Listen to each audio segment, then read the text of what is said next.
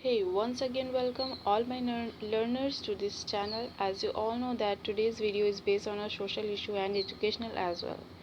So please video को last तक देखें और चैनल को सब्सक्राइब कर दें। आज का लेसन है एडल्ट एजुकेशन मीन्स प्रौढ़ शिक्षा।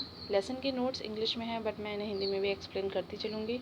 सो don't worry about it. Video के लास्ट में आपको पता चलेगा कि how much adult education is essential in Indian society.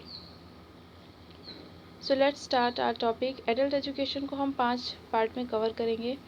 Introduction, objectives, importance and need of adult education या प्रौढ़ शिक्षा की आवश्यकताएं, problems and solutions and conclusion. Let's start with introduction. Adult education है क्या? एडल्ट एजुकेशन वो एजुकेशन है जो बेसिकली एडल्ट्स को दी जाती है। हमारे इंडियन पर्सपेक्टिव में एडल्ट के लिए जो एज ग्रुप डिसाइड किया गया है, क्राइटेरिया, वो 15 से 35 ईयर का है। और इसमें इस शिक्षा में एडल्ट्स को ना सिर्फ किताबी ज्ञान दिया जाता है, ना सिर्फ उन्हें शिक्षित किया जाता है, बल्कि उन्हें प्रैक्टिकल नॉलेज भी दी जाती है जिससे कि वे अपने जीवन स्तर को अच्छा बना सकें और समाज और राष्ट्र हित में अपना योगदान दे सकें।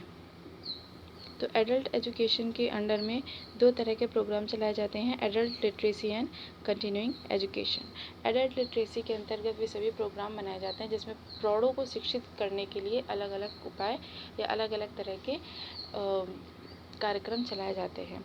एंड कंटिन्यूइंग एजुकेशन उस कॉन्सेप्ट को कहते हैं जिसमें कि जो किन्हीं कारण से जिन एडल्ट्स की शिक्षा को रोका गया है किसी भी कारण से, उनको आगे अपनी शिक्षा को जारी करने के अवसर प्रदान हो सके और वे रोज़गार को करते हुए, जो रोज़गार में हैं एडल्ट्स, वो भी अपने रोज़गार को जारी रखते हुए शिक्षा को प्राप्त कर सके, किसी भी तरह के शिक्षा के क्षेत्र में उनको व्यवधान ना देखने को मिले।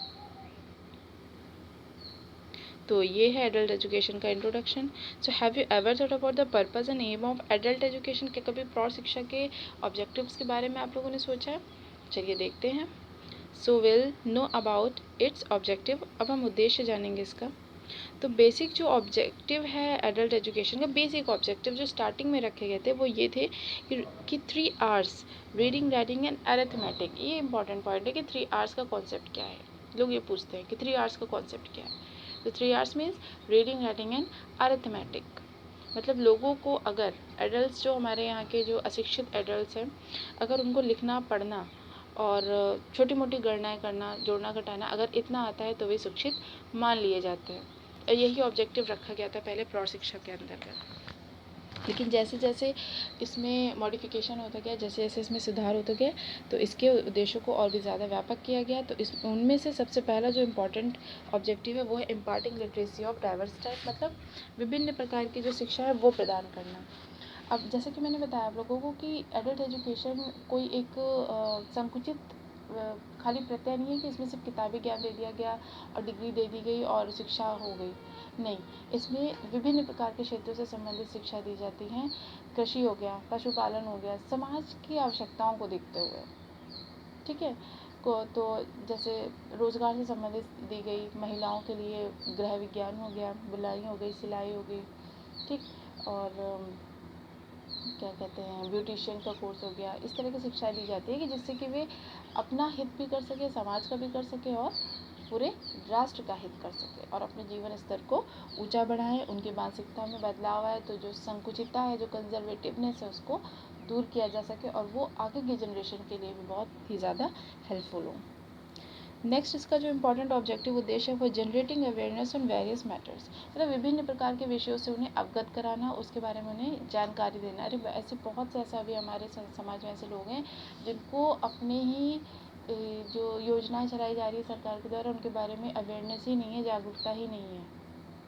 और ना ग्रामीण क्षेत्रों में बल्कि शहरों में भी, नगरों में भी ऐसे बहुत से ऐसे लोग हैं, एडल्ट ग्रुप है, जो सिर्फ अपने डेली क्रियाकलापों में ही व्यस्त रहते हैं। उन्हें अपने समाज के बारे में जो योजनाएं चल रही हैं और जो भी एक्टिविटीज़ हो रही है उनके बारे में उन्हें पता ही नहीं चल पाता है। तो एडल्ट एजुकेशन का एक ये भी ऑब्जेक्टिव है कि उन्हें इन सभी प्रकार के जो कार्यक्रम, योजनाएं हैं, विभिन्न प्रकार की जागरूकता दी जा सके। थर्ड इसका मेन ऑब्जेक्टिव है प्रमोटिंग फंक्शनैलिटी। सिर्फ किताबी ज्ञान नहीं, कार्यकुशलता पे भी ध्यान दिया जाता है। इसमें लोगों को एक्टिव बनाया जाता है, स्किल्स सिखाई जाती है और साथ ही साथ उन्हें जीवन यापन के साधन भी उपलब्ध कराए जाते हैं। तो ये इसके बेसिक ऑब्जेक्टिव, मेन ऑब्जेक्टिव्स हैं। तो friends, have you ever thought that why do we need adult education? Then we have formal system of education. अगर फॉर्मल सिस्टम ऑफ एजुकेशन है तो हमें एडल्ट एजुकेशन की ज़रूरत क्यों पड़ रही है ना? जानते हैं इसकी आवश्यकताओं के बारे में. So now we will going through needs and importance of it, specially in Indian society. देखिए, सबसे पहले जो इसकी नीड है वो है इकोनॉमिक एंड सोशल प्रोग्रेस. आर्थिक रूप से और सामाजिक रूप से उन्नति करने के लिए एडल्ट एजुकेशन बहुत ज़रूरी है, क्योंकि एडल्ट जो है वो कहीं ना कहीं हमारे समाज का एक पार्ट है, एक हिस्सा है. तो अगर उनको शिक्षित किया जा सकेगा तो वे औरों को भी शिक्षित करेंगे. ठीक है, और उनके व्यवहार में परिवर्तन आएगा तो उससे औरों के व्यवहार में परिवर्तन आएगा और वे अपने जीविकोपार्जन कर सकेंगे, अपना जीवन स्तर बढ़ा सकेंगे, और ये हमारे और समाज और राष्ट्र तीनों के हित के लिए ही अच्छा है. फिर इकोनॉमिकी प्रोडक्ट के लिए भाई रोज़गार मिलेगा तो उससे वो कहीं ना कहीं आर्थिक रूप से भी मजबूत होंगे. पॉपुलेशन कंट्रोल के लिए जनसंख्या कंट्रोल नियंत्रण से संबंधित उनको जागरूकता मिलेगी, अवेयरनेस मिलेगी, तो वे अपने हेल्थ के बारे में भी सोचेंगे और इसमें योगदान देंगे. नेशनल सिक्योरिटी, जब आर्थिक विकास होगा तो राष्ट्रीय स्तर पर भी उनको सुरक्षा महसूस होगी. Now proper use of leisure time, जो उनका जो समय, जो व्यर्थ समय जाता है जिसमें वे सोते हैं और बैठ के बातचीत करते हैं, प्रपंच होता है, उसको भी उपयोग किया जा सकेगा, जिसमें वो कुछ ना कुछ सीखेंगे, कुछ प्रोडक्टिविटी होगी उनकी, कुछ अच्छा सीख पाएंगे और कुछ अच्छा कर पाएंगे. ठीक.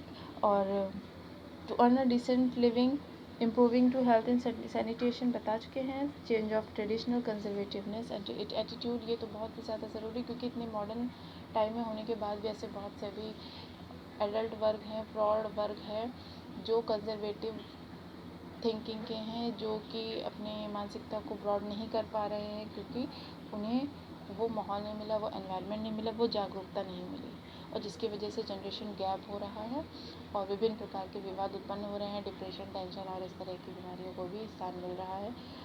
तो शायद वे अगर वो शिक्षित हों और उन्हें शिक्षा प्रदान की जाए तो शायद ये सारी समस्याओं को भी दूर किया जा सकता है. बहुत ज़रूरी है आज के पर्सपेक्टिव में. अब हम देखते हैं कि एडल्ट एजुकेशन के रास्ते में आने वाली समस्याएं कौन सी, हम उन्हें कैसे सॉल्व कर सकते हैं. तो सबसे पहली समस्या है फाइनेंशियल प्रॉब्लम, आर्थिक समस्या, social problems, problems of institution, problems of curriculum and individual problem. तो एक एक करके हम सभी समस्याओं के बारे में जानेंगे. तो फाइनेंशियल प्रॉब्लम क्या होती है कि आर्थिक रूप से भी समस्याएं होती है. भाई बहुत से ऐसे गरीब घर के लोग होते हैं जो अपनी शिक्षा को पूरा नहीं कर पाते. एक लिमिट तक ही उनको शिक्षा प्रदान की जाती है, उसके बाद फिर वे रोज़गार में लग जाते हैं अर्निंग के लिए. ऐसा बेसिकली देखा जाता है जो रूरल एरियाज़ में होते हैं, बच्चे होते हैं, वो फाइनेंशियली प्रॉब्लम्स की वजह से आगे नहीं बढ़ पाते हैं और कृषि के क्षेत्र में जुड़ जाते हैं. अपने बारे में वो जान ही नहीं पाते हैं क्या सही क्या गलत है, और फिर वे बस उसी तरह उनका फिर जीवन चलता रहता है. तो ये भी एक तरह की समस्या है. दूसरा सोशल प्रॉब्लम, ये हमारे समाज में बहुत ही ज़्यादा है, चाहे वो भेदभाव से संबंधित हो, चाहे वो जेंडर डिस्क्रिमिनेशन से संबंधित हो, कास्टिज्म से संबंधित हो. ये सबसे ज़्यादा समस्या है जिसको अभी तक दूर नहीं किया जा सका है. प्राचीन काल से चली आ रही है और अभी तक इसको दूर नहीं किया जा सकता है. लोगों की मानसिकता को बदला नहीं जा सका है. इवन जो शिक्षित वर्ग के लोग हैं वो भी इन सब चीज़ों को अभी तक फॉलो कर रहे हैं. तो क्या फ़ायदा है ऐसे शिक्षा का, आप अपनी मानसिकता को नहीं बदल पा रहे हो. ठीक है, तो शिक्षा जो होती है वो एक व्यापक मानसिकता को प्रदान करती है. इसलिए शिक्षा के जो ऑब्जेक्टिव है उन्हें पूरा नहीं किया जा सक रहा है इन्हीं प्रॉब्लम्स के चलते हुए. जैसे महिलाएं हैं, महिलाओं की शिक्षा नहीं प्रदान की जाती है. जो लड़कियां होती हैं, लड़कियों को उच्च शिक्षा नहीं दी जाती है कुछ कारणों की वजह से. कुछ कंजर्वेटिवनेस है, कुछ रूढ़िवादिता है, और थोड़ी जो पर्दा प्रथा चली आ रही है हमारे यहाँ की, उन सब कारणों से भी कुछ कम्युनिटीज़ में तो शिक्षा ही नहीं प्रदान की जाती है. उन्हें लगता है कि लड़कियों को शिक्षा प्रदान करके क्या करें, क्योंकि उन्हें अवेयरनेस ही नहीं है ना कि लड़कियां भी लड़कों से अच्छा प्रदर्शन कर सकती हैं. दूसरा पर्सपेक्टिव हम लोग देख रहे हैं अपने सोशल में, तो कास्टिज्म है ना, ऊंच नीच, छोटा नीचा ऊंचा. तो ये सब क्या है, शिक्षा सभी के लिए एक समान है. तो अगर हम लोग शिक्षा को और व्यापक रूप प्रदान कर सकें और सभी को इसके बारे में अवेयर कर सकें, जिस तरह से डॉक्टर जो होता है वो बिना किसी भेदभाव के सबका इलाज करता है, उसी तरह शिक्षा भी जो है, शिक्षित वर्ग जो है वो भी अगर बिना भेदभाव के भेदभाव किए बिना अगर सभी को समान रूप से शिक्षित करें सभी को, तो शायद इस समस्याओं को दूर किया जा सकता है। नेक्स्ट है प्रॉब्लम ऑफ इंस्टीट्यूशन, संस्थानों की समस्या। हाँ, भारतीय गवर्नमेंट ने आज़ादी के बाद से बहुत सारे संस्थानों की स्थापना की है, ठीक। अब वो कार्य कर रहे हैं या नहीं कर रहे हैं, इसका उत्तरदायित्व किसी पे नहीं है। वे संस्थान अगर कार्य कर रहे होते तो आज एडल्ट एजुकेशन की इतनी आवश्यकता हमारे समाज में ना दिखाई पड़ती। तो उनकी भी अपनी अपनी समस्याएं हैं, उनको टीचर्स नहीं अवेलेबल है वहाँ पे, वो अच्छे से फैसिलिटी प्रोवाइड नहीं कर पा रहे हैं, और जो करते भी हैं वो रुचि नहीं जागृत कर पा रहे हैं, वही पुराना सिस्टम चला रहा है, परंपरागत सिस्टम चला रहा है, जिसकी वजह से एडल्ट के अंदर रुचि पैदा नहीं होती है और वे आधे पर ही शिक्षा को छोड़ के वहाँ से भी चले जाते हैं। तो ये उनकी समस्याएं हैं। उन्हें वेतन नहीं दिया जाता, जो वहाँ पर शिक्षक नियुक्त किए जाते हैं उन्हें उचित वेतन नहीं दिया जाता, जिसकी वजह से वे भी अपने काम में इंटरेस्ट नहीं दिखाते हैं। प्रॉब्लम ऑफ करिकुलम, ये सबसे बड़ी समस्या है कि जब तक हमें पता ही नहीं होगा कि हमें सिखाना क्या है तो हम सिखाएंगे क्या। तो प्रौढ़ शिक्षा के लिए कोई पाठ्यक्रम डिसाइड नहीं है, कोई करिकुलम डिसाइड नहीं है कि उन्हें क्या सिखाया जाए, किस स्तर पर सिखाया जाए और किस तरह से सिखाया जाए, क्योंकि सबका मानसिक जो स्तर होता है वो एक जैसा नहीं होता है।